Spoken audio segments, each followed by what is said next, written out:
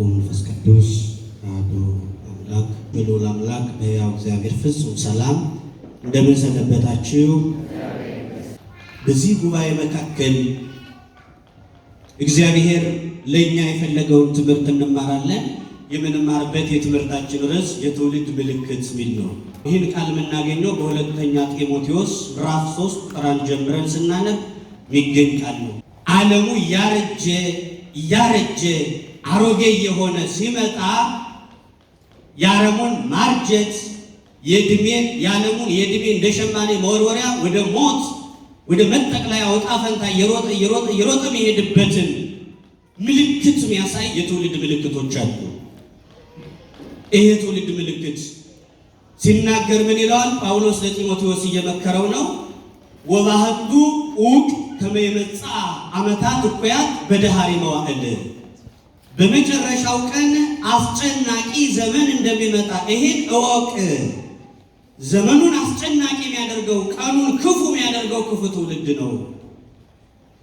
የትውልድ ምልክት ነው ይሄ ምዕራፍ። ቅዱስ ጳውሎስ ነው ጢሞቴዎስን ሲመክረው። ጢሞቴዎስ ሕዝብ ሲያስተምር ሕዝቡ ጆሮ ፈዞ አይኑ ፈዞ ጆሮ ደንዝዞ አልሰማው ሲል እኔ ሕዝቡ ይጠቀማልና ይጸድቃል ብዬ እንጂ ሕዝቡ ማይማርማ ከሆነ እኔም አለመጽደቅ ቤቱና ይበቃኛል ብሎ አንዲት ጎጆ ውስጥ ገብቶ ሊጸልይ አስቦ ሳለ ትምህርቱን እንዳያቋርጥ ይመክረዋል። ጢሞቴዎስ በአባቱ ግሪካዊ ነው አባቱ። ያ ማለት አረማዊ ነው። እናቱ አይሁዳዊ ናት። በጳውሎስ ስብከት ያመነች ናት። ጳውሎስ በዛ መልኩ ፍጹምነት ደረጃ እንደሚደርስ አምኖ ያስከተለው ሰው ነው። ጢሞቴዎስ ለቤተ ክርስቲያን የሚሾሙ አገልጋዮች መስፈሪያቸው ምን አይነት እንደሆነ መለኪያው ምን አይነት እንደሆነ ካህናት፣ ዲያቆናት፣ አገልጋዮች በሕመም ምክንያት ሳለ ወይን እየጠጣ ጥቂት እየቀላቀለ እየጠጣ በምን ስርዓት መቀጠል እንዳለበት ከበሽታው ጋር የሚኖር አገልጋይ ስለሆነ በብዙ የመከረው ሰው ነው። ጠቅለል አድርጎ ግን ይሄን የመጽሐፍ ቅዱስ ክፍል ስናየው የትውልድ ምልክት እስኪበሉ ምዕራፉ የትውልድ ምልክት ነው። በመጨረሻው ቀን ይሆናል። ስለ ዕለተ ምጽአት አንድ በዚህ ምዕራፍ ተነግሯል። ተጨማሪ ቅዱስ ጳውሎስ ተሰሎንቄ ላይ ለተሰሎንቄ ሰዎች የምጽአትን መጨረሻውን ነግሯቸዋል። በራእየ ዮሐንስ ተነግሯል። በትንቢተ ዳንኤል ተነግሯል። በተለይ ቅዱስ ጳውሎስ የሚገልጥበት ቋንቋው የተለየ ያስተምሮ ሀብት የተሰጠው እንደመሆኑ ቅዱስ ጳውሎስ በሚያስተምር ጊዜ ስለ ዕለተ ምጽአት የተሰሎንቄን ሰዎች ሲያስተምራቸው በጣም ገባናሉና ዕቃቸውን መሸከፍ ጀምረው ነበር። ያው ዕለተ ምጽአትን መምሩ ባስተማረው ልክ ደርሷል ማለት ነው ብለው ዕቃቸውን መሸካከፍ ጀምረው ነበር። ወደዚህ ምዕራፍ ስንመጣ ዘመኑ እንዳረጀና ትክክለኛው የምጽአት ቀን እንደደረሰ ማሳያ የዋዜማው ዋዜማ ላይ ሲሆን እንዲህ አይነት ትውልድ ታያለህ። የሰው ልጆች ሁሉ ምልክታቸው እንዲህ ይሆናል። ምን አይነት ሰው ይተካላል? ቁጥር አንድ የትውልድ ምልክት የተባለው የመጀመሪያው ምን አይነት ትውልድ ይመጣል አለ? ሰዎች ሁሉ ራሳቸውን የሚወዱ ይሆናሉ ይላል። እስኪ በሉ ከትውልድ ምልክት የመጀመሪያው ሰው ሁሉ ሰዎች ራሳቸውን ይወዳሉ። ራሳቸውን መውደድ ቀጠልና ምን ይለዋል? ገንዘብን የሚወዱ ይሆናሉ። ቀጥሎ ምን ይለዋል? ትምክህተኞች፣ ቀጥሎ ትዕቢተኞች፣ ቀጥሎ ለወላጆቻቸው ማይታዘዙ ትውልድ፣ ቀጥሎ ምስጋና የሌለው ትውልድ፣ ቀጥሎ ቅድስና የሌለው ትውልድ፣ ቀጥሎ ፍቅር የሌለው ትውልድ፣ ቀጥሎ እርቅን ማይሰማ ትውልድ፣ ቀጥሎ ራሱን ማይገዛ ትውልድ፣ ከዚህ ቀጥሎ ሽኩሎች፣ ከዚህ ቀጥሎ ደግሞ ሐሜተኞች፣ ከዚህ ቀጥሎ ጨካኞች፣ ከእግዚአብሔር ይልቅ ተድላን የሚወዱ የአምልኮት መልክ አላቸው፣ ኃይሉን ክደውታል ብሎ ይዘጋዋል። ይህ የትውልድ ምልክት ነው።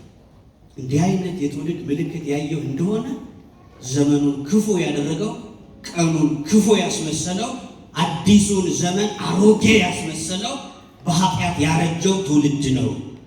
የትውልድ ምልክት ነው ይህ ምዕራፍ። እንዲህ አይነት ሰዎች ባየህ ጊዜ ጠርጥረህ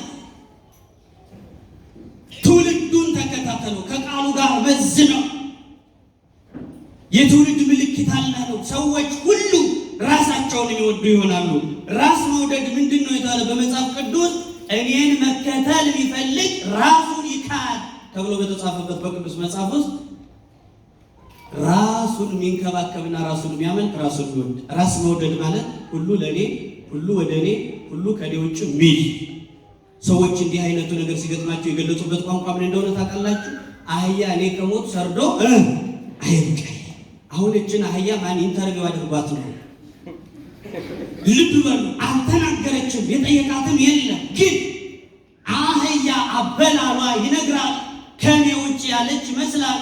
ሰርዶ መልሶ እንዳያቀጠቅጥ ስር እንዳይኖረው ነቅላ ትበላዋለች። ራስ ወዳድ ሰዎች እንደዚህ ጥርሳም አህያ አገሪቱ ላይ ቤተክርስቲያን ላይ ያለውን ነቅሎ መብላትና ማጥፋት እንጂ አትርፎ ማለት የሚባል ህይወት የላቸው። ራስ ወዳዶች ይበዛሉ አለ። የወንጌል ጠላቶች ናቸው። ራሱን ይካድ ያለው የወንጌል ቃል ተቃራኒ ትውልድ ይመጣል። ይህ የትውልድ ምልክት ነው። በእስራኤላውያን ባህል አንድ ባህል አለ ደስ የሚል። እስራኤል አዝመራ ሲሸክፉ አዝመራቸውን ምን ያደርጉታል መሰላችሁ? አዝመራ የሚሸክፉት ባለሀብቶች ለኔ ቢጤ ብለው ቃርሚያውን እንዲቃርም እያተረፉ ያልፋሉ። እስራኤል በባህላቸው ቀርሚያ እያተረፉ ያልፋሉ። ቀርሚያውን የሚቃርሙት የኔ ቢጤዎች ደግሞ ወፎች ከኋላ ሲመጡ ምን ይለቅማሉ ብለው እያተረፉ ያልፋሉ። መልካም የሚባሉ ሰዎች አንዳች ነገር ለትውልድ እየጣሉ ያልፉ ናቸው። ራስ ወዳድ የሆኑ እንደሆነ ሁሉ ለኔ፣ ሁሉ ከኔ፣ ሁሉ ወደኔ ከኔ ውጭ የሚሉ ናቸው። ሰዎች ሁሉ ራስ ወዳድ ሆነው ሲሽቀዳደሙ ያየህ ጊዜ ራስን ይካድ በተባለው ራስን ወደ ማምለክ ራስን ወደ መውደድ ሲመጡ ሰዎች ሁሉ ዘመኑን አሮጌ የሚያደርገው ክፉ ትውልድ እንደመጣና የምጽአት ዋዜማ ላይ እንደሆን እወቅ ብሎ ለጢሞቴዎስ መከረ። ወገኖቼ ጢሞቴዎስን ምልክት ይዞ ይሄዳል። አሁን ልብ በሉና ይህን ምዕራፍ በዘመናችሁም ከጎናችሁም ያለውን ሰው በምድራችን ላይ ያለው ትውልድ የትኛው ትውልድ እንደሆነ ከትውልዱ መካከል ራሳችንን ማስገብተን የምናይበት ምዕራፍ እንደሆነ መጠርጠርና መመርመር እንድንችል እግዚአብሔር በቸርነቱ ይርዳል። ራሳቸውን የሚወዱ ካለ በኋላ ራሳቸውን የሚክዱ ከሚለው በተቃራኒ መንገድ ሲሄዱ ቀጠለና ሰዎች ሁሉ ገንዘብን የሚወዱ ይሆናሉ። እስኪ በሉ እየተሰማችሁ ነው አይደል? ምንን የሚወዱ? ገንዘብን የሚወዱ ይሆናሉ። ገንዘብን የሚወዱ ራሳቸውን መውደድ፣ ገንዘብ መውደድ። ይህን ራሱ በአንደኛ ጢሞቴዎስ ምዕራፍ 6 ቁጥር 10 ላይ ምን ይለዋል መሰላችሁ? ጢሞቴዎስ ሲጽፍ ገንዘብን ሲከታተሉ ፍቅረ ነዋይን ሲያመልኩ ራሳቸውን ከሃይማኖት ይወጓሉ ይላል። ከሃይማኖት እንኳን ሰዎች ማንን የሚወዱ? ሃይማኖታቸውን የሚወዱ አይደለም ያለው፣ ገንዘብ የሚወዱ ቤተሰቦቻቸውን የሚወዱ አይደለም፣ ገንዘብ የሚወዱ ራሳቸውን የሚወዱ አገር የሚወዱ አይደለም፣ ገንዘብ የሚወዱ ራስ የሚወዱ ትውልድ ይነሳል። ለትልልቁ ለሌላው ሰው ክብር የሌለው ብቻ ገንዘብ ይገኝ እንጂ በሰንበትም ቀን እንኳን ቢሆን ከታዘዘው ትእዛዝ ውጪ ወጥተው ብቻ የሰው ገንዘብ አልንካ እንጂ ብለው በከባድ የገንዘብ መሰብሰቢያ ተልእኮ ውስጥ ያልፋሉ።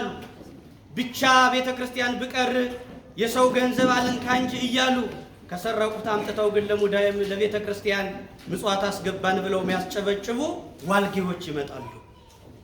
ተመልከቱ፣ ይሄ የትውልድ ምልክት ነው። የትውልድ ምልክት ነው። ገንዘብ በመውደድ ይጠመዳል ትውልድ ሁሏል። ገንዘብ በመውደድ ከዛ ይቀጥልና አሁን ገንዘብ ምን አይነት እንደሆነ ታውቃለህ። ቀጠለና ምን አለ? ትምክህተኛ ይሆናሉ። ምን ይሆናሉ? እንደምን ዋላችሁ? ትምክህተኞች ይሆናሉ አለ። ይህ ትውልድ ትምክህተኛ ትውልድ ነው የሚሆነው አለ። ገንዘብ ከመውደድ ቀጥሎ ትምክህትና ትምክህት ሰው በምኑ ይመካል? በውበቱ ይመካል። በውበቱ ይመካል። በስልጣኑ ይመካል። በገንዘቡ ይመካል። በጡንቻው ይመካል። በጥበቡ ይመካል። በቃ በእንደዚህ አይነት ነገር ቀላል በሚመስል ነገር ተራ በሆነ ነገር ሁሉ ሰው መመካት ይጀምራል። ሰዎች ትምክህተኞች ስለሆኑ ነው። ትንሽ ጡንቻቸው አበጥ ያሉ ሰዎች ይሄ ለማንም እንዳይመስል ሰውና ዳቦ በትእዛዝ እንደፋለን ይላል። በትንሽ ጉንፋን እግዚአብሔር እነሱን እስኪደፋቸው ድረስ የትምክህቱ መጀመሪያ ነው። በጣም ይሄ ትምክህት ተመልከቱ፣ ከፍቅረ ነዋይ ጋር ይሄ ትምክህት ሲጨመርበት እነዚህ ሰዎች በቃ አራያቸውና ምሳሌያቸው የክርስቶስ ነው። አሁን ግን ሰው ምኑ ቀርቷል መሰላችሁ? ቅልጥሙ ብቻ ነው የቀረ። መንፈሳዊነቱ ጎሎ የሰው ልጅ የሥላሴ አራያነቱ ቅልጥሙ መንፈሳዊነቱ ጎሏል። ወገኖቼ ተመልከቱ።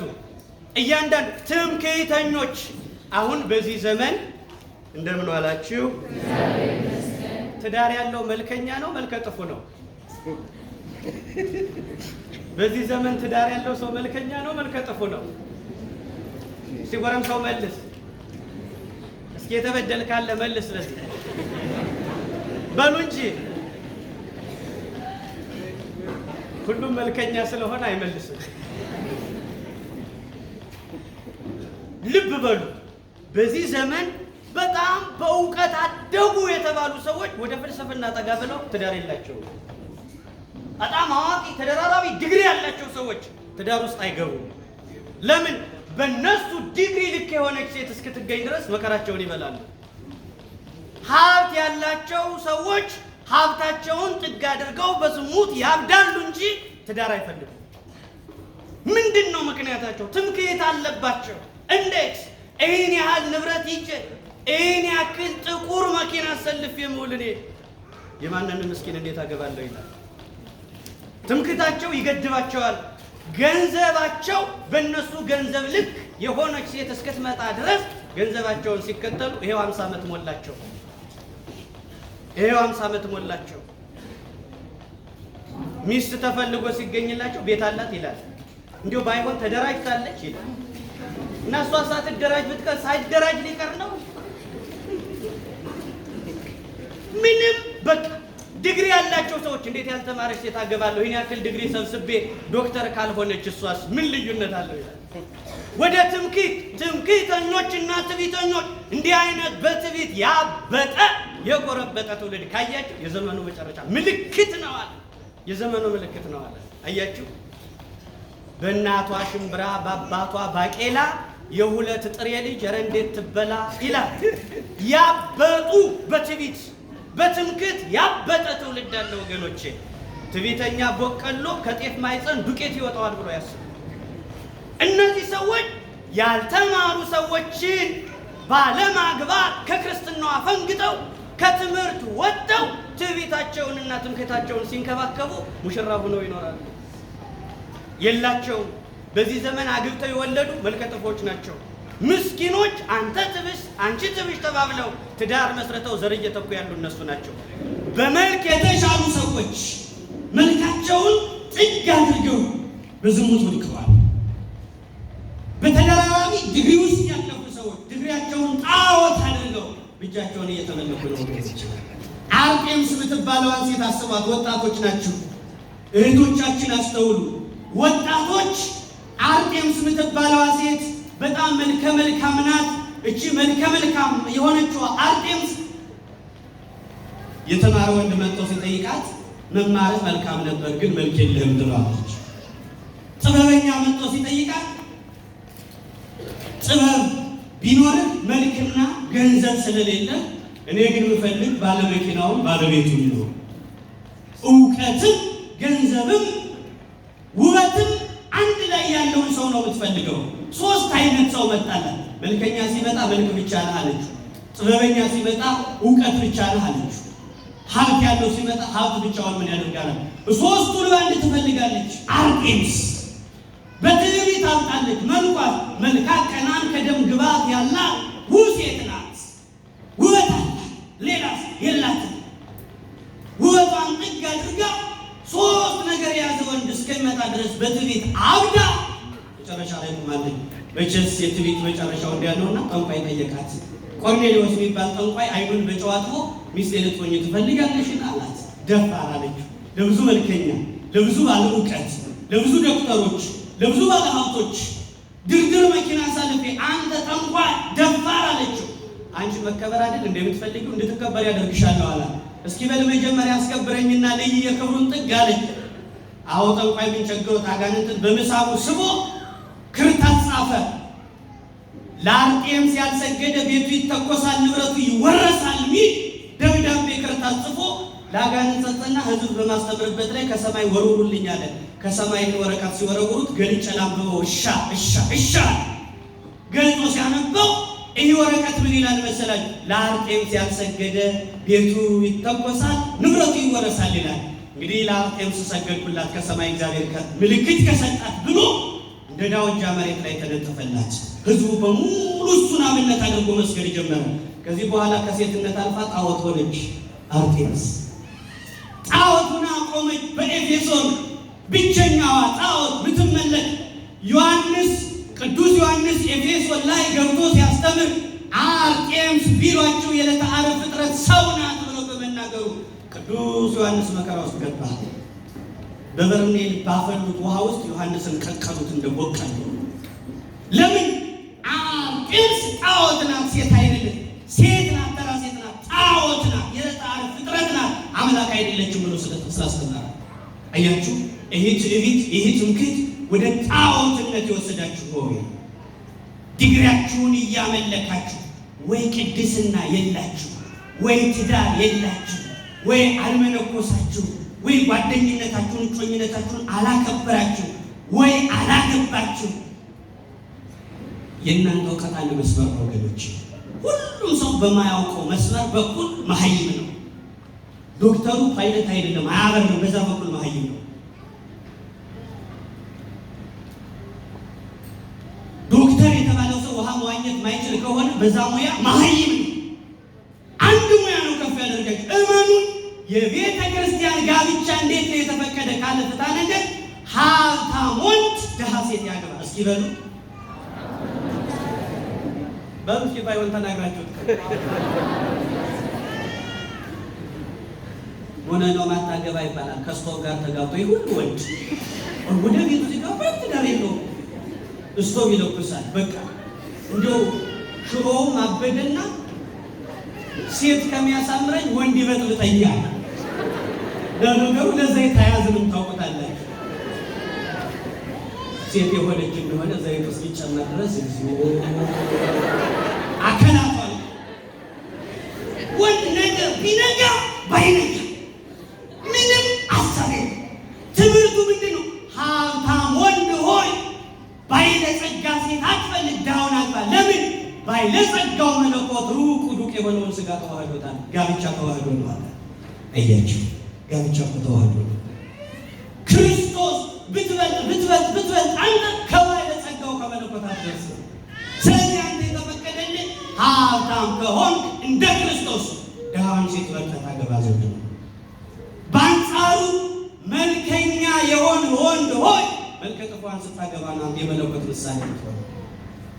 በአንጻሩ ብዙ ዲግሪ የከበባችሁ ያልተማረችዋን በማግባታችሁ የተማራችሁ መሆናችሁ ይገለጣል። በእናንተ ልጅ ሰው እየፈለጋችሁ ለምን አታገቡም? ምን ሴት አለ ነው ሚል ይሁን ባንድ ምን ሴት አለ ይላል። ይሄ ሁሉ ቲማቲም ነው ሴት አለ እንዳለ ምን ይሁን ምን ወንድ አለ ይላል። አንድ ወንድ 3 ዓመት 4 ዓመት ያታለላት ሴት ሁሉም ወንድ እንደዛ ይመስላታል። ወንድ ባየሽ ቁጥር ትበረግጋለች፣ ሴት ባየ ቁጥር የሚበረግግ ወንድ አለ። አዎ የመተጫጫ ጊዜ እውነት ነው፣ እስከ 3 ዓመት ሊሆን ይችላል። ለምን? የንጉሠ ክርስቲያን ምልክት ነው። ሐዋርያትን ክርስቶስ ቤተ ክርስቲያንን አጭቶ እስኪዋሃዳት ድረስ 3 ዓመት ነው የቆየ። ከ3 ዓመት በኋላ ተዋሃዳት። የሙሽራዋ ትንሹ እድሜ ወደ ታች ከመጣች ከ12 በታች አትወርድም። የወንዱ እድሜ ወደ ታች ከመጣ ከ15 ዓመት አይወርድም። የሁለቱ ድምር 27 ቁጥር ይሰጣል። ቤተ ክርስቲያንን ክርስቶስ የተዋሃዳት በዚህ ቁጥር ነው፣ በ27 ነው። ጋብቻው ወገኖች ወይ ቅድስና የለው ትውልዱ በእጮኝነት ይቆያል፣ በመንገድ ዝሙት ይጀምራል። እግዚአብሔር ይወጣል መሰስ ብሎ ከጓደኝነታቸው መካከል። ለምን? ጀምረው አጨርሰው ይላል። በሮሮ ያልቃል፣ በሮሮ ያልቃል። አያችሁ፣ ወይ በቅድስና አይኖርም፣ ወይ ጓደኝነቱን አያከብርም፣ ወይ ትዳሩን አያከብርም። በትዳርም ያለው አጽዋማት ማለት 7 አጽዋማት ማለት በአንድ ዓመት ውስጥ 365 ቀናት አሉ። ለ365 ቀናት አስራት በኩራት የቀን አስራት ሲወጣ 7 አጽዋማት ናቸው። ይሄን አስራት ከበላ እግዚአብሔር ይዘቃል። አያችሁ፣ ትዳራችሁን የሰለቻችሁት ወገኖች ሆይ በዓላትን ባለማክበራችሁ፣ ክርስን ባለማክበራችሁ፣ ትክቶን ባለማክበራችሁ፣ አጽዋማትን ባለማክበራችሁ ሁልጊዜ በጾም በጸሎት በበዓላት አዲስ እየሆነ የሚቀጥለው ትዳር ሁልጊዜ ማሮጌ ሆኗል። ይሄ ትውልድ ምልክት ነው። የትውልድ ምልክት ለወላጆቻቸው ማይታዘዙ አለቀጥሎ ለወላጆቻቸው ማይታዘዙ ምን አይነት ትውልድ ነው አለ። ወላጆቻቸውን አለመታዘዝ አልፎ ቢገላምጡ እኔ ወላጅ ልጅ ነው ለራስ ጥቅም የሚል ትውልድ ደፋር ትውልድ አለ። የማያመሰግኑ ማንን እግዚአብሔርንም ወላጆቻቸውንም አያመሰግኑ። ተመስገን ማይሉ ታመው እንኳን ፋታ ሲያገኙ እግዚአብሔር ይማረክ ሲሏቸው ተመስገን በማለት ፈንታ እንግዲህ እኔ ብዬ ነው የሚል ዋዘኛ የትውልድ ምልክት ነው። የትውልድ ምልክት እኔ ብዬ ነው። ታዲያ የዚህ ዘመን ትውልድ እርሳስ ነው። የእርሳስ ጠባይ ምንድን ነው? ይጥፋል፣ ያጠፋል። ያስደነግጠን መብዛት በዚህ አለ። የምችለውን ስጠኛ ላይ ይባላል። የሰማችሁ ነው። አንድ ከእስልምና የመጣ አዲስ ሙስሊም እየተጠመቀ ቄሱ የኔ ቤት ገድሉ ኑሯል እና የክርስትና ስም ሲሰይመው ይናድስ ወልደ ገብረ ገላውዲዮስ ብሎታል። ከዛ ዞር ብሎ የአዲስ ሙስሊም እባክህ የምችለውን ስም ስጠኝ። አያችሁ፣ በዚህች መጭበት አንጨክም። ሁሉ ያስፈራል። የሚያስደነግጠን ብዙ ነው። ጌታ ሆይ የሚችለውን ስጠኝ ማለት ያስፈልጋል። ከዛ ቀጠለና ምን አለ? ቅድስና የሌላቸው እስኪ በሉ። አሁን ቅድስና ከወንደላጤው እስከ ባለ ትዳሩ ከላይ እስከ ታች ከመንፈሳዊ እስከ ስጋዊ ድረስ ቅድስና ከጭቃው እንደገባ ጨው ማምቶ ከትውልዱ አልቋል። የቅድስና ቅራሪ እንኳን የሌለው ትውልድ ካየ ይሄ የትውልድ ምልክት ነው አሉ። ቅድስና የሌለው ትውልድ ከጋብቻ በፊት ድንግልናውን አይጠብቅ፣ በእጮኝነት ሳለ ዝሙት የሚጀምር፣ አግብቶ በዓላት አጽዋማት ማያከብር፣ ትዳር አስቀምጦ ሚስት አስቀምጦ በዝሙት የሚባልግ ቢነሳ ቢወድ፣ እንዲህ አይነት ትውልድ ሲመጣ ቅድስና ከሁሉ መጥቷል። አዎ አገልጋዩ ሳይቀር ተመልከቱ።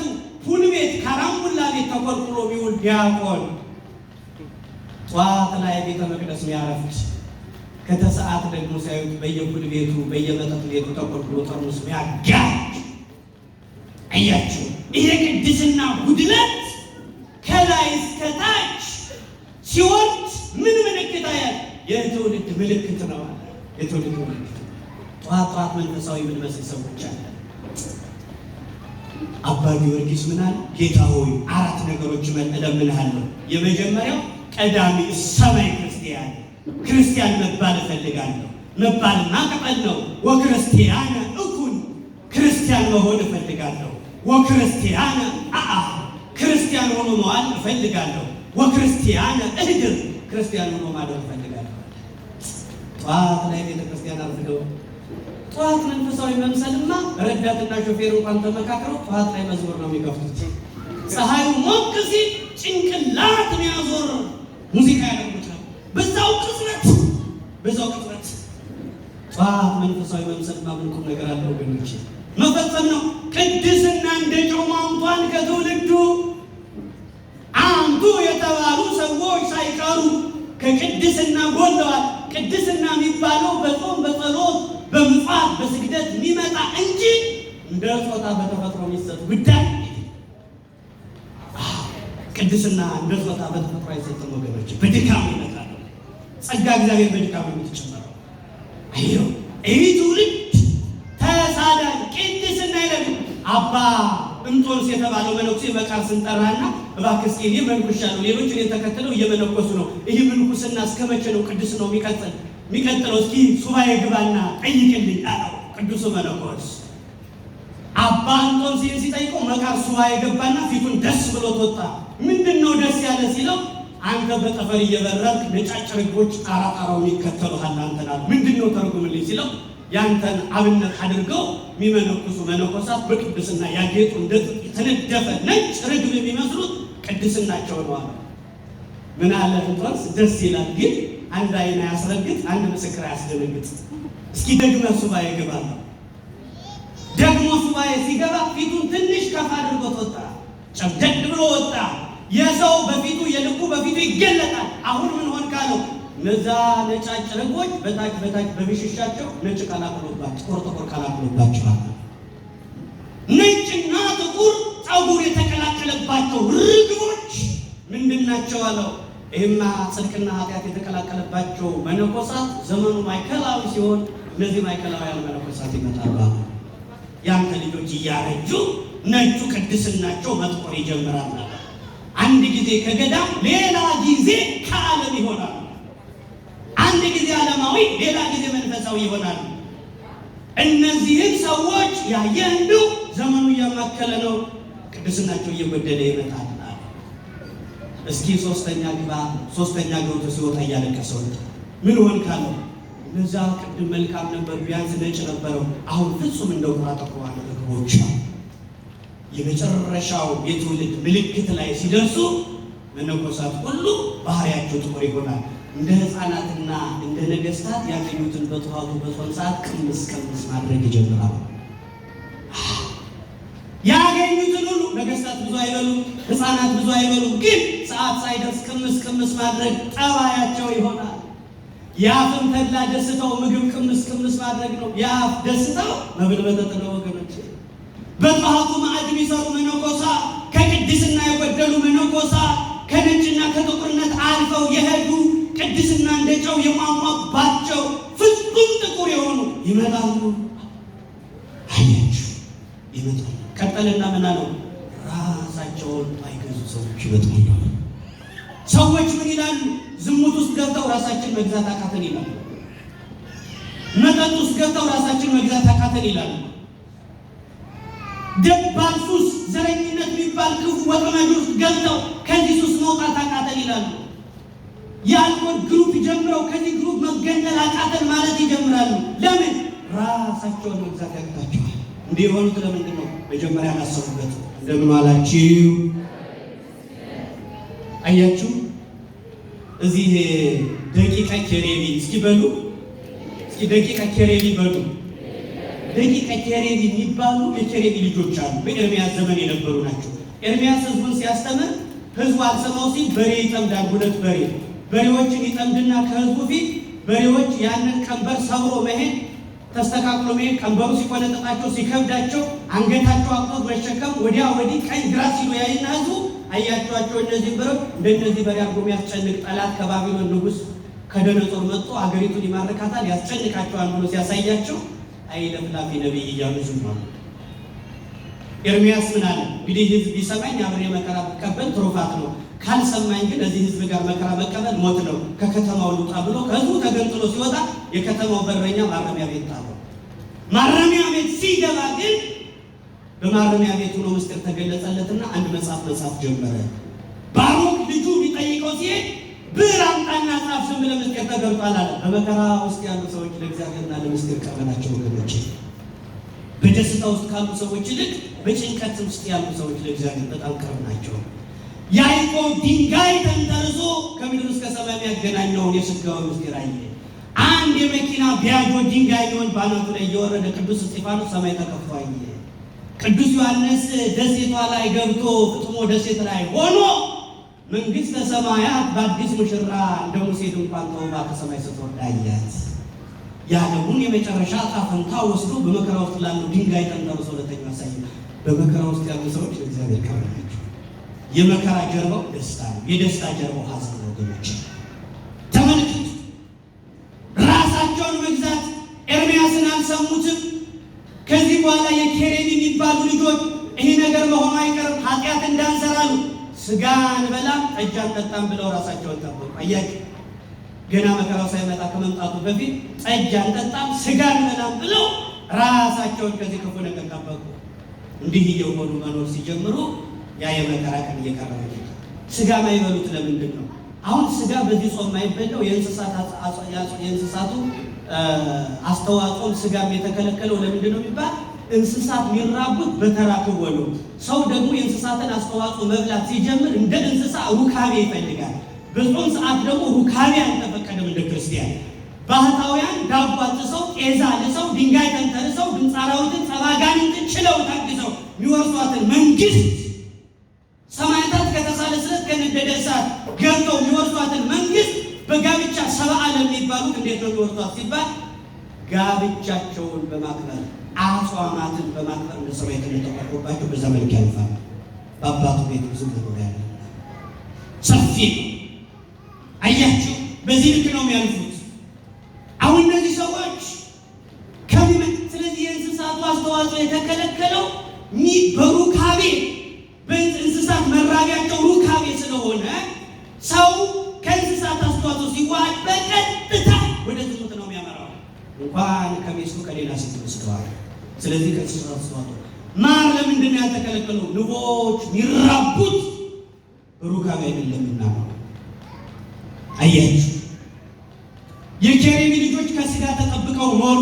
ከዛስ የስደት ቀን ሲደርስ እግዚአብሔር ምን አለው? ህዝቡ ሊወርድ ነው ተማርኮ፣ ግን ጾመኛ ጸሎተኛ ህዝብ የኬሬሚ ልጆች ለብቻቸው ለጌታ አቁምልኝ አለው። ለጌታ አቆመለት። ምን ላድርግ ሲለው አንተ በለየት ብቻ ነው ያንተ ስራ። ነጭ ደመና መጣና እግዚአብሔር እጅግ ከእርጎ ወስዶ ብሔረ ዕረፍት፣ ብሔረ አዛብ፣ ብሔረ ብፁዓን ትባላለች። በዛ ኖራቸው። ሌሎቹ ተማርከው ባቢሎን ደርሰው ስቃይ ደርሶባቸው ከተመለሱ በኋላ ስቃዩን አይተው ከመጡ በኋላ ወደ ኢየሩሳሌም ሲመለሱ ምን አሉ? ምንትኑ ኃጢአቱ ለይሁዳ አኮኑ ኢየሩሳሌም። የይሁዳ ኃጢአቱ ምንድነው? ኢየሩሳሌም ናት እንጂ። ወምንትኑ ጌጋዩ ለእስራኤል አኮኑ ሰማርያ። የእስራኤል ኃጢአት ምንድነው? ሰማርያና ኢየሩሳሌም። እንዴ መልካም የተከሉባትን ታፈልቃለች፣ የዘሩባትን ታበቅላለች። ስለዚህ ያንን እህል የበላ ሰው ለዝሙት ሰውነቱን ያዘጋጃል። ኢየሩሳሌም ሄደን ጠግበን ምድር በጡጫ ሰማይ በርግጫ ብለን እግዚአብሔርን አሳዝነን ናቡከደነፆር ድጋሜ ከሚነሳብን እግራችን እንዳደረሰው ወደ ሌላ ቦታ እንሄድ ብለው አቅጣጫ ቀይረው እግራቸው ወዳደረሰው ሲሄዱ ባህር ተከፍሎላቸው ብሔረ ብፁዓን ገቡ። 1000 ዓመት ይኖራሉ። ብሔረ ብፁዓን ላይ ያሉ ሰዎች ስንት ሺህ ዓመት? 1000 ዓመት። አዳም እንዲኖር የተፈቀደለት 1000 ዓመት ነበረ በገነት። 7 ዓመት ወጥቶ ኑሮ ወጣ። እዛ አቃቶ በምድር ላይ ግን ከተም እያለ በምንም 930 ዓመት ኖረ። ስንት አተረፈ? ከሹ 70 ዘመናት። ስለዚህ የሰው ዕድሜ ቢበዛ 70 ተብላ ልጅ የሚቀበል የአባቱን ዳረንቦት ነውና አዳም ያተረፋትን ከ1000 ዓመት 70 ዕድሜ ለእኛ ተሰጣለች ለልጆቹ። አያችሁ፣ ብሔረ ብፁዓን የገቡ ሰዎች እግዚአብሔርን በመከራ ሆነው ያስታወሱ ሰዎች እዚህ የረፍት ቦታ ገብተው 1000 ዓመት ይኖራሉ፣ ያገባሉ። ሁሉም ሰው 3 ልጅ ይወልዳል። አንድ ወንድ ልጅ ለእግዚአብሔር ይሰጣሉ። የበኩር ልጆች 2 ለዘር ይሆናሉ። በሚሞቱበት ጊዜ 1000 ዓመት ሲሞላቸው መቃብር ቆፍረው ዘመድ ተሰናብተው ይሞታሉ። በረፍት ይኖራሉ።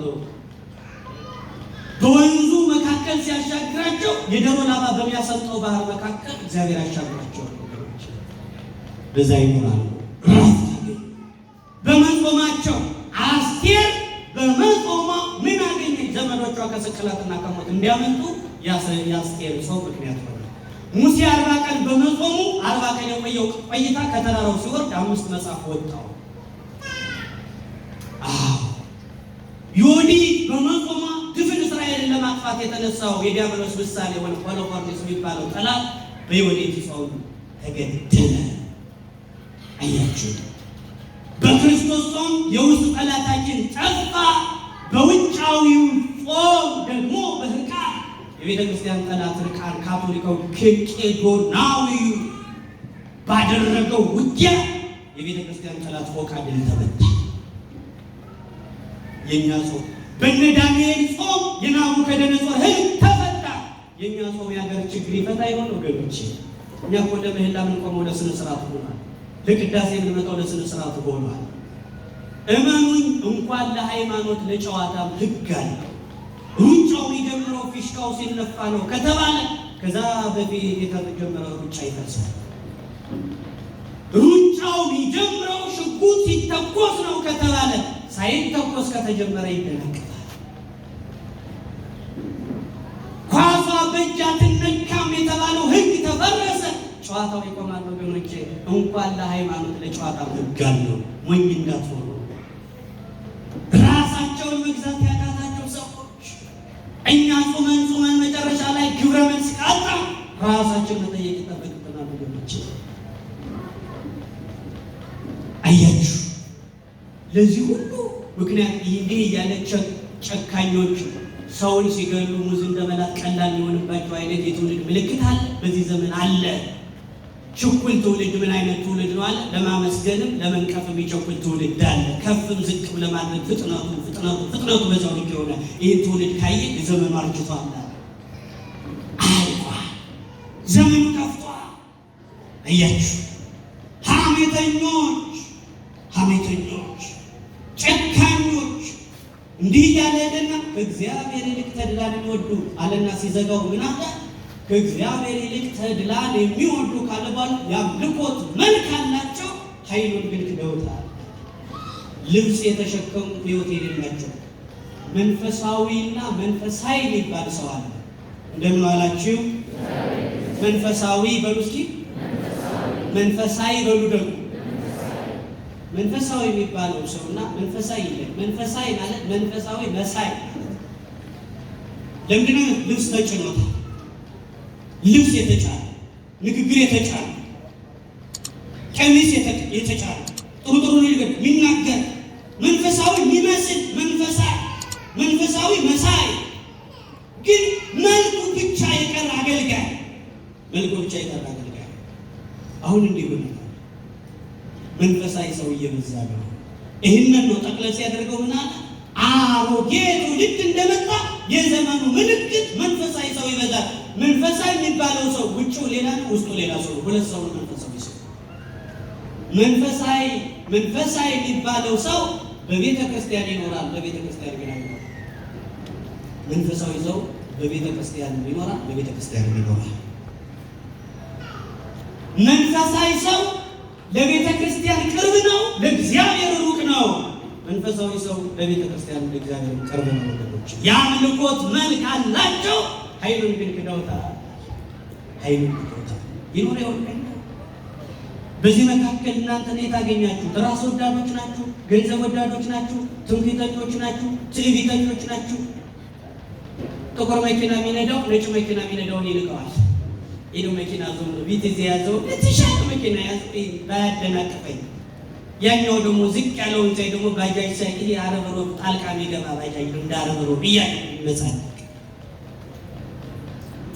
መንፈሳዊ ሰው የአምልኮት መልኩ ብቻ የቀረ ምላሱ ብቻ የቀረ ሰባኪ፣ ምላሱ ብቻ የቀረ ዘማሪ፣ ልብሱ ብቻ የተጫነው ዘማሪ፣ ውስጡ ሌላ ውጭው ሌላ ተልእኮ ሌላ የሆነ መንፈሳዊ ቢመስል መንፈሳዊ የአምልኮት መልክ አላቸው። የትውልድ የአገልጋዮች ምልክት ነው። የመነኮሳቱ እኮ ምልክቱ አለ፣ ቀሚሱ አለ፣ መስቀሉ አለ። መንፈሳዊ ናቸው አይደሉም? ታዲያ መንፈሳዊ ናቸው እነዚህ ሰዎች። የአምልኮት መልካቸው ብቻ ታምናላችሁ አይደል? ይገርማችኋል።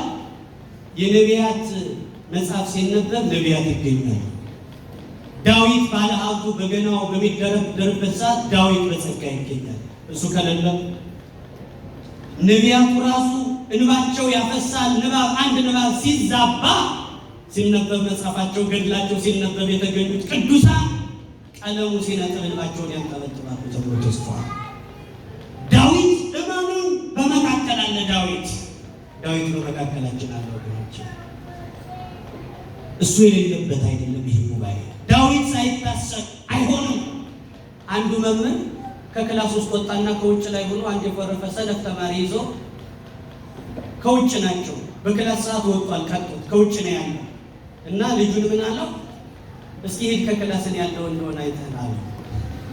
መምህሩ ከማን ጋር ነው? ከልጁ ጋር ነው ያለው። እስኪ ሄድ ከክላሱ አለው የለውም እስኪ አይተኛል። ቢያሰነፍና የዋህ ተማሪ ደግሞ ሄዶ በመስኮቱ ይፈልገዋል። ሰውየው የለም ከየት ነው ያለ? እሱ ከውስጥ ይፈልገዋል። የለም የሮጠ ይመጣና አይ ዝም እየደገሙ እንጂ የለህም ማለት የለህም አደረገው በጥፊ። እንዴት ትመታኛለህ? እንዴት የለህም ትለኛለህ? ከሰ ሄደ ከአባቱ ዘንድ ያነባ ያለቀሰ ሄዶ አባቱን ይዞ ምን ሆነ ነው? መጥቶኛ ነው። ምን አድርገህ? ክላስ ውስጥ እየኛለን የለም ስለው መጣ።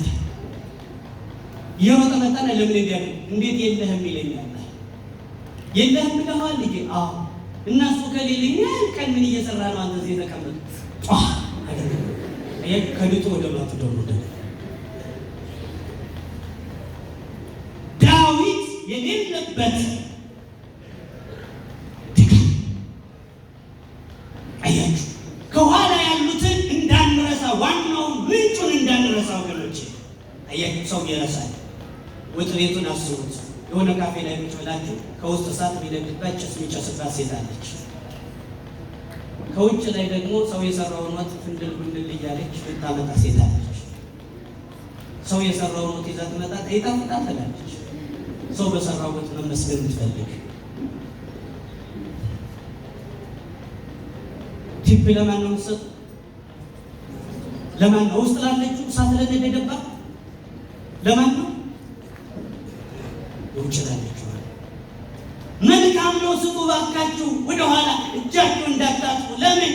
እሷም እንዲሁና በአንድ ሺህ ብር አንድ ወር፣ በአንድ ሺህ ብር በሁለት ሺህ ብር አንድ ወር ድካሟን ወጣ ወርዳ ነዳ በርታ አሮጊት እናቷን ታግዛለችና ግዴታ ተመጣጣ። ግን እሳት የሚነድባትን ሴት እንዳትረሱ። እያችሁ የሰርጉ ቀን ከሙሽራዋ ጋር አብሮ በከተማ ለከተማ መኪና ሲጋልብ ይውለው መስዋዕት ሙሽራይቱ ተስፋው ታዛቢ ነው። ሌላ ዋጋ የከፈለች አንዲት አሮጊት እናት አለች። እንዳትረሱ፣ ዋናው እንዳትረሱ።